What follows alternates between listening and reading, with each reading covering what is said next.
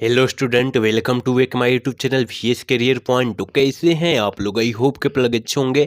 आपकी जो स्टडी चलेगी काफ़ी बेहतरीन चलेगी। तो आज के क्लास में हमने लेकर आए हैं पूरे किताब से जो है ना हिंदी के मस्त इंपॉर्टेंट ऑब्जेक्टिव क्वेश्चन, जो आपकी फाइनल बोर्ड परीक्षा के लिए बहुत ज़्यादा इंपॉर्टेंट है और बहुत ज़्यादा खास है। तो आप लोग ना इन सारे क्वेश्चन को बेहतर तरीका से देखने का प्रयास कीजिएगा, क्योंकि आपकी फाइनल बोर्ड परीक्षा में पूछे जाने का बहुत ज़्यादा चांसेस है। ठीक है ना? तो आप लोग एक भी क्वेश्चन को भूलिएगा मत और एक भी क्वेश्चन को छोड़िएगा मत। ठीक है ना? अगर वहाँ पूछ देता है तो आपको छोड़ना नहीं है। ठीक है ना? कोई भी बच्चा को छोड़ना नहीं है। अगर आप लोग हमारे क्लास से नए जुड़े हैं तो जुड़ जाइएगा। डिस्क्रिप्शन में लिंक भी है और वहाँ पर नंबर भी है। ठीक है ना? हमारे व्हाट्सएप ग्रुप से आपको जुड़ना अति आवश्यक है, क्योंकि हम लोग ना आपको जो है बिल्कुल फ्री में कोई भी सब्जेक्ट का नोट्स या पीडीएफ दे रहे हैं। ठीक है ना? तो आपको जुड़ना अति आवश्यक है हमारे ग्रुप से। सारे बच्चे जुड़ जाइएगा। डिस्क्रिप्शन में लिंक है, वहाँ नंबर है। जो इच्छा करे ना, जिससे इच्छा करे आप लोग जुड़ जाइएगा। ठीक है ना? एक बार सारे बच्चे क्लास को लाइक कर लेंगे और चैनल को सब्सक्राइब कर लेंगे। हम अपने क्वेश्चन की तरफ बढ़ते हैं। देखिए 1 नंबर क्वेश्चन बहुत ही इंपॉर्टेंट है और पूरे किताब से जो है ना निचोड़ निचोड़ प्रश्न चुन चुन कर आपके बीच लाए हैं प्रश्न। ठीक है? तो आपको जो है सारे प्रश्न को अच्छे तरीका से रट जाना है। ठीक है? देखिए 1 नंबर क्वेश्चन करके मलिक मोहम्मद जायसी जी क्या थे? मलिक मोहम्मद जायसी जी क्या थे आपको पता होने चाहिए, क्योंकि हमने एक प्रश्न जो है काफी बार आपके बीच बतलाया भी है। याद रखिएगा कि मलिक मोहम्मद जायसी जी एक प्रकार का फकीर थे। याद रखिएगा, ऑप्शन सी वाला सही कर देंगे। ठीक है ना? 1 का ऑप्शन सी हो कर देंगे। और लेकिन यहाँ पर पूछा जाएगा कि मलिक मोहम्मद जायसी जी का जन्म कब हुआ था, मृत्यु कब हुआ था, तब आप लोग क्या मारेंगे? तो देखिए मेरे भाई, अगर जन्म की बात किया जाए, जन्म की बात किया जाएगा तो 1492 ईस्वी में मारिएगा, और मृत्यु की बात किया जाएगा तो 1548 ईस्वी में बात कीजिएगा, मारिएगा आप लोग। ठीक है ना? हम जो क्वेश्चन इंपॉर्टेंट लग रहा है और नहीं लगता है, हम उसको जो है ना वही समय उसी समय हम लोग डिफिनिट कर देते हैं। ठीक है ना? तो आपको जो है सारे क्वेश्चन को अच्छे तरीका से देख लेना है। ठीक है ना? हम जो क्वेश्चन एक्स्ट्रा बतलाएंगे ना, उस क्वेश्चन को बेहतर तरीका से आपको क्या करना है, सुनना है और नोटबुक को अपने लिख कर याद कर लेना है। ठीक है? चलिए क्वेश्चन नंबर 2 की तरफ बढ़ते हैं और 2 नंबर क्वेश्चन करके सूरदास की कौन सी रचना है? देखिए रचना से काफी सारे क्वेश्चन बिहार बोर्ड पूछ रहा है, तो आपको जो है रचना याद करके रखना है कि सूरदास की कौन सी रचना है। तो हमने बतलाया था पुत्र वियोग जो है सुभद्रा कुमारी चौहान जी की रचना है, और करबक जो है मलिक मोहम्मद जायसी जी की रचना है, और छप्या जो है नाभादास जी की रचना है। लेकिन पद जो है ना, पद याद रखिएगा सूरदास जी की रचना है। याद रखिएगा, ऑप्शन डी वाला सही हो जाएगा। याद रखना है, हमने जो क्वेश्चन अच्छे से बतला रखा है ना, उसको अच्छे से आप लोग सुनना भी जरूरी है आपको। ठीक है ना? क्योंकि अगर पूछ दे, बिहार बोर्ड पूछ देगा क्वेश्चन, तो आपको छोड़ कर नहीं आना है, क्योंकि हमने आगे ही बतला रखा है सारे प्रश्न को। ठीक है ना? तो छोड़ना भी नहीं है किसी प्रश्न को। चलिए क्वेश्चन नंबर 3 क्या करा है? 3 नंबर क्वेश्चन कह रहा है ना, कृष्ण कहाँ बैठकर भोजन कर रहे थे? कृष्ण जो है कहाँ बैठकर भोजन कर रहे थे? तो हमने बतलाया था नंद जी के गोद में बैठकर भोजन कर रहे थे। ऑप्शन ए वाला सही कर देंगे। 3 का ऑप्शन हम लोग ए वाला सही कर देंगे। याद रखिएगा। ठीक है? 4 नंबर क्वेश्चन करके प्रस्तुत पद में कृष्ण को किसकी सूचना दी गई थी? बहुत ही इंपॉर्टेंट प्रश्न है आपके फाइनल बोर्ड परीक्षा 2025 के लिए। बहुत ज्यादा इंपॉर्टेंट प्रश्न है। ठीक है ना? कि प्रस्तुत पद में जो है कृष्ण को किनकी सूचना दी गई थी? याद रखिएगा, सुबह होने का, भोर होने का। ऑप्शन सी वाला सही कर देंगे। 4 का ऑप्शन हम लोग सी टिक कर देंगे। ठीक है? 5 नंबर क्वेश्चन क्या करेंगे? सूरदास की अनुमानित जन्म तिथि क्या है? ये भी प्रश्न आपके फाइनल बोर्ड परीक्षा 2023 में पूछा गया है। तो आप लोग याद रखिएगा कि अनुमानित जन्म तिथि पूछा जा रहा है, तो याद रखिएगा 5 का ऑप्शन क्या हम लोग टिक कर देंगे? ऑप्शन बी टिक कर देंगे। लगभग 1478 ईस्वी में जो है अनुमानित जन्म तिथि इनका लगाया गया था। ठीक है? अगला क्वेश्चन 6 नंबर क्वेश्चन का है, करेक्ट रामचरितमानस किनकी रचना है? किसकी रचना है? रामचरितमानस का है। याद रखिएगा, तो रामचरितमानस कहेगा ना तो तुलसीदास जी की रचना कर देंगे। ठीक है ना? मार देंगे, ऑप्शन बी वाला सही कर देंगे, क्योंकि तुलसीदास जी राम भक्त थे। क्या थे? राम भक्त थे। आपको याद रखना है। ठीक है ना? और सूरसागर की रचना का नाम बतलाइए। एक कोई रचना का नाम बतलाइए। सूरसागर जो है ना, सूरसागर है, सूरश्रावली जो है सूरदास जी की रचना है। याद रखिएगा, दोनों याद रखिएगा। कोई एक पूछेगा तब भी मारिएगा और 2 पूछेगा तब भी मार दीजिएगा। ठीक है? अगला क्वेश्चन 7 नंबर क्वेश्चन कह रहा है ना, तुलसीदास को किस चीज की भूख थी? देखिए बहुत ही इंपॉर्टेंट है प्रश्न है कि तुलसीदास जी की किस चीज की भूख थी? तो 7 का ऑप्शन जॉन हो जाएगा, बी हो जाएगा। भक्ति की भूख थी। क्या थी? भक्ति की भूख थी। ऑप्शन बी वाला 7 का ऑप्शन बी हम लोग टिक कर देंगे। ठीक है? 8 नंबर क्वेश्चन करें कि आत्माराम दुबे तुलसीदास के कौन थे? आत्माराम दुबे जो है तुलसीदास के कौन थे? जल्दी से जो है 8 का ऑप्शन बतला दीजिए क्या हो जाएगा। तो याद रखिएगा, आत्माराम दुबे कहेगा पिताजी थे। ऑप्शन सी वाला सही कर देंगे। 8 का ऑप्शन सी हम लोग टिक कर देंगे। ठीक है? अगला अगला क्वेश्चन 9 नंबर क्वेश्चन करेंगे, रत्नावली के पिता का क्या नाम था। रत्नावली के पिताजी का नाम पूछा जा रहा है, तो याद रखिएगा 9 का ऑप्शन बी हो जाएगा, दीनबंधु दास था, ऑप्शन बी वाला सही हो जाएगा। पूरा किताब से आपके पूरा बुक से जो है ना एक गैस किया हुआ प्रश्न है, तो आपको जो है इस गैस प्रश्न को अच्छे तरीका से रट जाना है, क्योंकि आपके फाइनल बोर्ड परीक्षा में इसमें से काफी सारे प्रश्न देखने के लिए मिलेंगे, ठीक है ना। आप लोग जो है अभी तक क्लास को लाइक नहीं किए हैं और चैनल को सब्सक्राइब नहीं किए हैं, तो सारे बच्चे कर लीजिए। जितने भी बच्चे देख रहे हैं क्लास को ना, वो सारे बच्चे क्लास को लाइक कर लेंगे और चैनल को सब्सक्राइब कर लेंगे, ठीक है। चलिए अगला क्वेश्चन यानी 10 नंबर क्वेश्चन कह रहा है ना मेरे भाई, कह रहा है कि किनकी, देखिए किनकी कविता को सुनकर कवि नाभादास सिर झुका लेते हैं। किसकी जो होता है कविता को सुनकर कवि नाभादास अपना सिर झुका लेते हैं, तो याद रखिएगा ये सूरदास जी की कविता को सुनकर नाभादास जी जो है ना अपना सिर झुका लेते हैं। ऑप्शन ए वाला सही कर देंगे, 10 का ऑप्शन ए हो जाएगा, आप लोग याद रखिएगा। चलिए 11 नंबर क्वेश्चन की तरफ बढ़ेंगे, करें नाभादास किसके समकालीन थे। बहुत ही इंपॉर्टेंट प्रश्न है और आपके फाइनल बोर्ड परीक्षा में काफी बड़े प्रश्न पूछा भी गया है कि नाभादास किसके समकालीन थे, किस बतला दीजिए। 11 का ऑप्शन बतला दीजिए क्या हो जाएगा, तो तुलसीदास के समकालीन थे। किसके, तुलसीदास के, ऑप्शन बी वाला सही कर देंगे 12 का, ठीक है ना, 11 का, ठीक है। 12 नंबर क्वेश्चन क्या करा है, अरे छप्य कितनी कितनी पंक्तियों का छंद होता है। छप्य जो होता है वो कितनी पंक्तियों का छंद होता है, तो हमने आपको बतलाया था मेरे भाई कि छप्य कहेगा 6 आंख मूंद कर मार देना है। क्या मार देना है, 6 मार देना है, ऑप्शन सी वाला सही कर देना है। 12 का ऑप्शन सी ये हो जाएगा, ठीक है। चलिए क्वेश्चन नंबर 13 क्या करा कि बीमल में कौन सा उपसर्ग है। हमने आपको बतलाया था, बहुत बार बतलाया मेरे भाई, अगर कोई शब्द के पहले जुड़कर एक नया शब्द का निर्माण कर दे उसे उपसर्ग कहेंगे, और किसी शब्द के अंत में जुड़कर एक नया शब्द का निर्माण कर दे उसे हम लोग प्रत्यय कर दे कहेंगे, ठीक है ना। तो यहाँ बी जो हो जाएगा उपसर्ग हो जाएगा, ऑप्शन ए वाला सही कर देंगे, 13 का ऑप्शन ए हो जाएगा, ठीक है।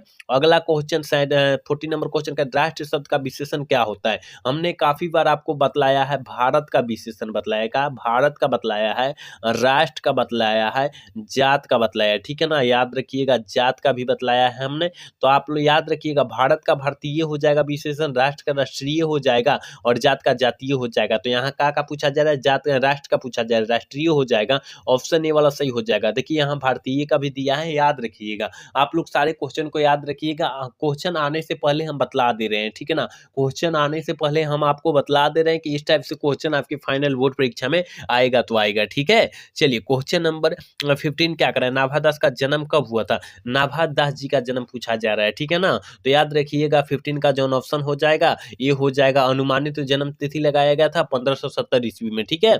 चलिए क्वेश्चन नंबर 16 के तरफ बढ़ेंगे और 16 नंबर क्वेश्चन करें ना, कवित के प्रथम पद में कौन सा रस पाया जाता है। कवित मतलब जो होता है भूषण जी की कविता, ठीक है ना, भूषण जी की कविता, कवित मतलब भूषण जी की लिखे हुई भाषण है, कविता है, याद रखिएगा।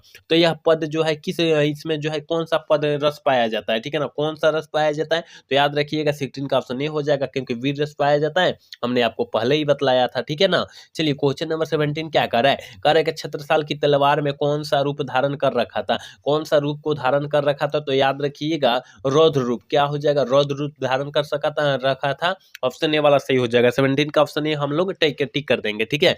18 नंबर क्वेश्चन क्या कर रहा है, देखिए मेरे भाई कह रहे हैं ना, निम्न में से कौन सी रचना प्रसाद जी की नहीं है।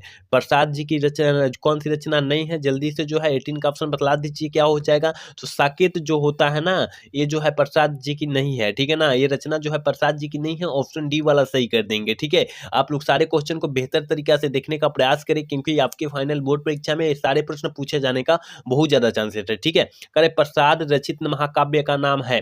प्रसाद जी यानी प्रसाद कहने का मतलब आप लोग प्रसाद मंदिर वाला प्रसाद न समझ लीजिएगा, नहीं तो गलत हो जाएगा यहाँ, ठीक है ना। आपको जो है एक कवि लेखक की बात किया जा रहा है, यानी जयशंकर प्रसाद की बात किया जा रहा है। तो जयशंकर प्रसाद रचित महाकाव्य का नाम बताइए, यानी जयशंकर प्रसाद जो है कौन से काव्य को रचे हैं। तो 19 का ऑप्शन जो हो जाएगा बी हो जाएगा, काम्यानी को रचे हैं, ठीक है ना, ऑप्शन बी वाला सही कर देंगे, ठीक है। चलिए 20 नंबर क्वेश्चन करेंगे, सुभद्रा कुमारी चौहान किस वर्ग की कवित्री मानी जाती है। सुभद्रा कुमारी चौहान किस वर्ग की कवित्री को मानी जाती है, तो याद रखिएगा रखिएगा राष्ट्रीय भावधारा की कवि मानी जाती है, ऑप्शन बी वाला सही कर देंगे। ठीक है, एक बार सारे बच्चे क्लास को लाइक कर देंगे, जितने भी बच्चे क्लास को देख रहे हैं ना वो सारे बच्चे क्लास को लाइक कर देंगे, क्योंकि आप लोग क्लास को लाइक नहीं करें और क्लास कराने में मजा नहीं आ रहा है। ठीक है ना, तो सारे बच्चे एक बार क्लास को लाइक कर देंगे। ठीक है, चलिए 21 नंबर क्वेश्चन क्या करें कि सरोज समृद्धि इनकी रचना है, किस लेखक की रचना है, सरोज समृद्धि कहा जा रहा है, तो याद रखिएगा 21 का ऑप्शन बी हो जाएगा, निराला जी की रचना है, ऑप्शन बी वाला टिक कर देंगे। ठीक है, 22 नंबर क्वेश्चन कहेगा ट का उच्चारण स्थान है, ट का उच्चारण स्थान क्या होता है, तो याद रखिएगा ट, अगर ये वाला त आए ना, ये वाला त आता तो हम लोग क्या मारते, तालू मारते, लेकिन ये वाला ट आ रहा है तो ये गलत हो जाएगा। ठीक है ना, ये ट है। ठीक है ना, तो 22 का ऑप्शन नहीं हो जाएगा, मृदा यानी मृदा से हो जा रहा है, ऑप्शन ए वाला सही हो जाएगा। ठीक है ना, इसमें का कोई भी उच्चारण है ना उसको क्या मृदा मारिएगा आप लोग। ठीक है, चलिए क्वेश्चन नंबर 23 क्या करें, व्याकरण की दृष्टि से अपनापन शब्द है, व्याकरण की दृष्टि से पूछा रहा है अपनापन, तो अपनापन उसमें जो देखिए वहाँ अपनापन हम लोग किसे बोल सकते हैं, कहने का मतलब रिश्तेदार को बोल सकते हैं, दोस्त को बोल सकते हैं, याद रखिएगा इसको हम लोग बोलते हैं, माता पिता भाई को हम लोग अपनापन बोलते हैं, याद रखिएगा बोलते हैं ना, तो याद अपनापन जो हो जाएगा यानी भाववाचक संज्ञा का उदाहरण हो जाएगा, ऑप्शन डी वाला सही हो जाएगा। और किस टाइप से क्वेश्चन को घुमाया गया है यहाँ देख सकते हैं आप लोग। ठीक है ना, कह रहा है कि 24 नंबर क्वेश्चन कह रहा है कि देखिए मेरे भाई यहाँ कह रहा है कि शमशेर बहादुर सिंह को साहित्य अकादमी पुरस्कार जो है कब मिला था, शमशेर बहादुर सिंह को साहित्य अकादमी पुरस्कार जो है कब मिला था, तो 24 का ऑप्शन ये हो जाएगा 1977 ईस्वी में मिला था। ठीक है ना, ऑप्शन ए वाला हम लोग टिक कर देंगे 24 का। चलिए 25 नंबर क्वेश्चन की तरफ बढ़ेंगे, कह रहे हैं कि शोषक का विलोम शब्द है, शोषक का विलोम शब्द जो होता है पोषक हो जाता है, ऑप्शन बी वाला सही कर देंगे, क्योंकि विलोम शब्द का मतलब जो होता है उल्टा शब्द होता है। ठीक है, चलिए क्वेश्चन नंबर 26 क्या कह रहा है, कह रहा है ना कि मुक्ति बोध तार सप्तक के डेडेस कवि माने जाते हैं, मुक्ति बोध जी तार सप्तक के कौन से कवि माने जाते हैं, तो पहले कवि माने जाते हैं। ठीक है ना, पहले कवि माने जाते हैं, ऑप्शन ए वाला सही कर देंगे, 26 का ऑप्शन ए वाला हम लोग सही कर देंगे। ठीक है, याद रखिएगा पूरा बुक से आपके लिए हमने निचोड़ क्वेश्चन लाए हैं, चुन चुन कर लाए हैं कि आपके बोर्ड परीक्षा में इसमें से काफी सारे प्रश्न आ जाए। ठीक है ना, तो आप लोग इन सारे प्रश्नों को अच्छे से रट जाइए आप लोग। अरे मुक्ति बोध की जी का जन्म का समय क्या था, मतलब जब जन्म हुआ था उसका समय पूछा जा रहा है, तो याद रखिएगा रात 2 बज रहा था, रात को 2 बज रहा था, ऑप्शन बी वाला सही कर देंगे। ठीक है, चलिए क्वेश्चन नंबर 28 यानी 28 नंबर क्वेश्चन करेंगे, अधिनायक में कौन सा उपसर्ग है, अधिनायक में अधि उपसर्ग हो जाएगा। ठीक है ना, अधिनायक में अधि उपसर्ग हो जाएगा, ऑप्शन ए वाला सही हो जाएगा, 28 का ऑप्शन हम लोग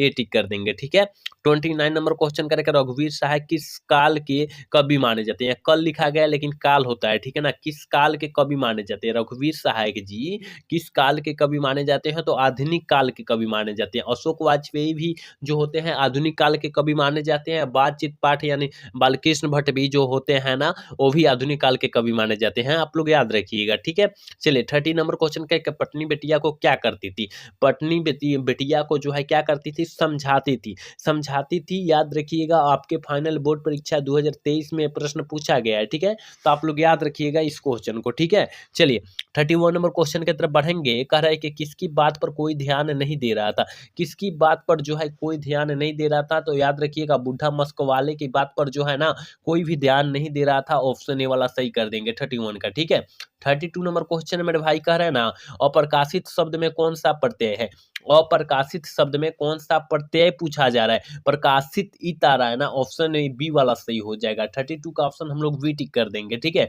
33 नंबर क्वेश्चन करके एवरेसी संज्ञा, वैसी संज्ञा जिनके खंड समर्थक होते हैं उन्हें हम लोग क्या कहते हैं, देखिए खंड समर्थक होगा तब उसे हम लोग यौगिक कहेंगे, लेकिन न होगा, न होता है, खंड समर्थक न होता है उसे रूढ़ कहते हैं। कहने का मतलब है देखिए वैसी संज्ञा जिसके खंड समर्थक न होते हैं उसे हम लोग रूढ़ कहेंगे, और जिससे खंड समर्थक होते हैं उसे यौगिक कहते हैं। तो याद रखिएगा यहाँ खंड समर्थक की बात किया जा रहा है, ऑप्शन बी वाला सही हो जाएगा, 33 का ऑप्शन बी हम लोग टिक कर देंगे। ठीक है, चलिए 34 नंबर क्वेश्चन का, घ का उच्चारण स्थान क्या है, अगर घ हम लोग बोल रहे हैं तो कहां से आवाज आ रही है, इसका मतलब कंठ से आवाज आ रही है, तो कंठ हम लोग टिक कर देंगे, 34 का ऑप्शन क्या हो जाएगा, सी वाला सही हो जाएगा। 35 नंबर क्वेश्चन की तरफ बढ़ेंगे, कह रहे हैं कि एक गिलास पानी लाओ, क्या है, क्या है, एक गिलास पानी यानी आज्ञा, यानी किसी को ऑर्डर दिया जा रहा है, याद रखिएगा ऑप्शन सी वाला सही हो जाएगा, आज्ञा दिया जा रहा है या ऑर्डर दिया जा रहा है, याद रखिएगा आप लोग। ठीक है ना, चलिए क्वेश्चन नंबर 36 क्या, 36 क्या कर रहा है, करे कि पुस्तक का पुस्तक शब्द संज्ञा है,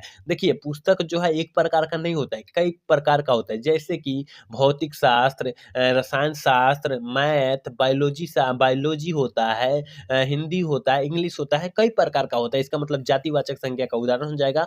ऑप्शन ए वाला सही कर देंगे। 36 का ऑप्शन ये हो जाएगा। आप लोग याद रखिएगा। एक बार सारे बच्चे क्लास को लाइक कर लेंगे, जितने भी बच्चे देख रहे हैं ना वो सारे बच्चे क्लास को लाइक कर रहे हैं, ठीक है ना, कर लेंगे। और हमारे ग्रुप से आप लोग जुड़ जाइएगा, डिस्क्रिप्शन में लिंक है, सारे बच्चे जुड़ जाइएगा, ठीक है। 37 नंबर क्वेश्चन का निम्नलिखित शब्दों में समूहवाचक संज्ञा है। देखिए समूहवाचक संज्ञा जो होता है, सभा जो होता है समूह में लगता है, इसका मतलब सभा हो जाएगा।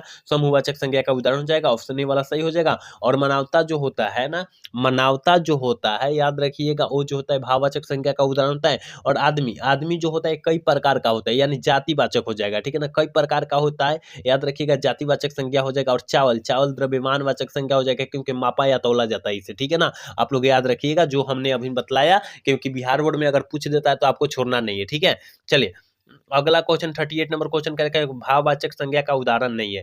भाववाचक संज्ञा का उदाहरण कौन नहीं है, तो याद रखिएगा सुंदरता भाववाचक संज्ञा का उदाहरण, तो शत्रुता भी है, अच्छाई भी है। इसका मतलब ताजमहल जौन हो जाएगा नहीं है, ये व्यक्तिवाचक संज्ञा का उदाहरण है। ऑप्शन ए वाला सही हो जाएगा, ठीक है। 39 नंबर क्वेश्चन करेंगे कवि शब्द का स्त्रीलिंग रूप क्या हो जाएगा, कवित्री हो जाएगा। कहाँ दिया है, ऑप्शन सी में दिया, ऑप्शन सी वाला टिक कर देंगे। 39 का ऑप्शन हम लोग सी टिक कर देंगे, ठीक है। 40 नंबर क्वेश्चन की तरफ बढ़ेंगे, करें कि हिंदी भाषा में वचन कितने प्रकार के होते हैं। अगर संस्कृत के वार्ता कहता तब हम लोग 3 मारते, लेकिन यहाँ हिंदी में कहा जा रहा है और वचन की प्रकार पूछा जा रहा है, तो याद रखिएगा एक वचन, बहुवचन, ऑप्शन बी वाला सही हो जाएगा। क्योंकि यहाँ हिंदी में पूछा गया इसलिए जो हो जाएगा 2 हो जाता, लेकिन अगर संस्कृत में पूछा जाता तो 3 हो जाता, ठीक है। चलिए क्वेश्चन नंबर 41 की तरफ बढ़ेंगे और 41 नंबर क्वेश्चन करेंगे निम्नलिखित में से कौन सी रचना नाभा दास की है। कोई इसमें से जो है कौन सी नाभा दास की रचना है, तो याद रखिएगा सूरसागर जो है सूरदास जी की रचना है। भक्तमाल जो है नाभादास जी की रचना, जो अभी क्वेश्चन में पूछा जा रहा है यही ऑप्शन हो जाएगा, ठीक है ना, कि नाभादास जी की रचना जो है भक्तमाल है, ठीक है ना, भक्तमाल है, आप लोग याद रखिएगा। और गीतावली जो है याद रखिएगा तुलसीदास जी की रचना है। आंसू जो है जयशंकर प्रसाद जी की रचना है। आप लोग ये भी साथ में याद रखिएगा कि अगर बिहार बोर्ड पूछ दे तो आपको छोड़ना नहीं है, ठीक है। चलिए अगला क्वेश्चन 42 नंबर क्वेश्चन करके हनुमान बाहु की रचना कितने छंदों में है। हनुमान बाहु कहा जा रहा है, आप लोग हनुमान बाहु से याद रखिएगा 44 छंदों में है। कितना है, 44 छंदों में है। ऑप्शन ए वाला सही कर देंगे, ठीक है। 43 नंबर क्वेश्चन कहा रहा है कि तुलसीदास किस काल के कवि माने जाते हैं या थे, किस काल के कवि थे या माने जाते हैं, तो 43 का ऑप्शन बी हो जाएगा, भक्ति काल के कवि माने जाते हैं, ऑप्शन बी वाला हम लोग सही कर देंगे। 44 नंबर क्वेश्चन क्या करेगा, तुलसीदास का मूल नाम क्या था। तुलसीदास जी जो थे बचपन से ही राम भक्त थे, और बचपन में नाम जो है राम बोला तो पड़ गया था, ऑप्शन बी वाला सही हो जाएगा, क्योंकि खाली जो है राम के बारे में सोचते थे, बोलते थे, याद रखिएगा, ठीक है। 45 नंबर क्वेश्चन की तरफ बढ़ेंगे, मानस जो है किसकी रचना है। रामचरितमानस जो है किस लेखक की रचना है, जल्दी से 45 का ऑप्शन बतला दीजिए क्या हो जाएगा। तो रामचरितमानस कहेगा तुलसीदास मार देंगे, याद रखिएगा, ऑप्शन बी वाला सही हो जाएगा। और सूरदास जो है कौन से पाठ को लिखे हैं, सुरसवारली जो होता है ना, ये सूरदास द्वारा रचा गया, आप लोग ये भी साथ में याद रखिएगा, ठीक है ना। और नाभादास जी भक्तमाल रचना को लिखे हैं, ठीक है ना। चलिए क्वेश्चन नंबर 46 का करके इनमें से कौन सी रचना तो तुलसीदास की नहीं है। देखिए गीतावली जो होता है तुलसीदास जी की रचना है। यहाँ पर जो है कवितावली भी होता है, गीतावली भी होता है, लेकिन यहाँ पर राधा स्तुति जो होता है एक तुलसीदास जी की रचना नहीं होती है। तो 46 का ऑप्शन डी वाला सही हो जाएगा, क्योंकि बड़वे रामायण जो है तुलसीदास जी की रचना है, आप लोग याद रखिएगा। चलिए क्वेश्चन नंबर 47 क्या करेंगे, सूरदास के समकालीन पदों में कौन सा रस पाया जाता है। सूरदास के समकालीन रसों की बात किया जा रहा है, तो याद रखिएगा 47 का ऑप्शन बी हो जाएगा, वात्सल्य रस पाया जाता है, ऑप्शन बी वाला हम लोग सही कर देंगे, ठीक है। चलिए क्वेश्चन नंबर 48 क्या करें, सूरदास किस मार्ग में दीक्षित हुए थे। सूरदास जी किस मार्ग में दीक्षित हुए थे, तो हमने आपको बहुते बार मेरे भाई बतलाया है कि सूरदास जी याद रखिएगा पुष्टि मार्ग में दीक्षित हुए थे, ऑप्शन सी वाला सही कर देंगे, ठीक है ना। 49 नंबर क्वेश्चन कह रहा है ना, सूरदास के रचनाओं की भाषा क्या है, मतलब सूरदास जी जो रचना को रचे हैं उसका भाषा पूछा जा रहा है, तो याद रखिएगा ब्रज भाषा में रचे हैं। क्या ब्रज भाषा में रचे हैं, ऑप्शन बी वाला सही हो जाएगा। आज के क्लास के लास्ट क्वेश्चन देखिए मेरे भाई, कह रहा है ना, कह रहा है कि वात्सल्य के विश्व में अद्वितीय कवि कौन है। वात्सल्य के कहा जा रहा है, वात्सल्य के विश्व में अद्वितीय कवि कौन माने जाते हैं, तो 50 का ऑप्शन जॉन हो जाएगा, ये हो जाएगा सूरदास जी माने जाते हैं, ठीक है ना, ऑप्शन ए वाला सही हो जाएगा। तो यहाँ हमने 50 क्वेश्चन, काफी इंपॉर्टेंट क्वेश्चन आपके लिए बतलाया है, और पूरा बुक से चुन कर याद रखिएगा आपके बीच हमने क्वेश्चन लाया था, ठीक है ना। तो कैसा आज का क्लास जो है कैसा लगा, अगर अच्छा लगा होगा तो चैनल को सब्सक्राइब और लाइक करना तो भूलिएगा। जय हिंद, जय भारत।